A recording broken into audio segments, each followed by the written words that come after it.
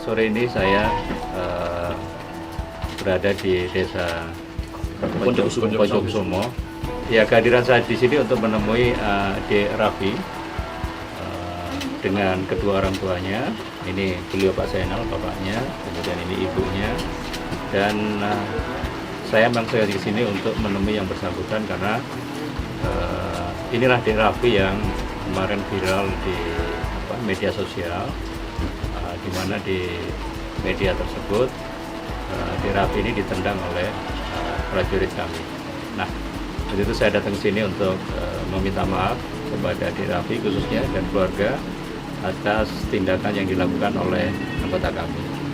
Ya, kami minta maaf dan kami memastikan bahwa anggota kami sekarang dalam proses pemeriksaan di POM.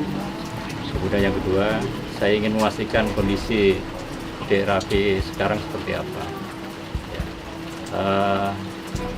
Besok saya sudah minta Dek Raffi untuk ke Rumah Sakit Supraun untuk diperiksa kesehatannya. Memang sekarang kalau kita lihat sehat, walaupun masih ada rasa nyeri di punggung. Tapi untuk memastikan itu, besok kami bawa ke Rumah Sakit Tentara Supraun, termasuk bapaknya. Ternyata bapaknya ini ada sakit penyempitan saraf.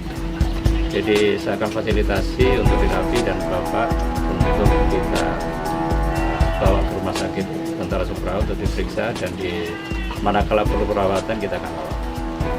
Semua pembiayaan dari kami. Itu saja. Mudah-mudahan pertemuan kayak kita semua di sini membawa berkah, dan kita semua tidak mengendaki kejadian ini, tapi ini sudah terjadi dan mudah-mudahan ini segera cepat diselesaikan. Alhamdulillah saat ini kondisi membaik, tapi ada agak sakit di punggung. Apa yang sakit sekarang? Punggung sakit. Tapi sekarang udah membaik. Ya, alhamdulillah.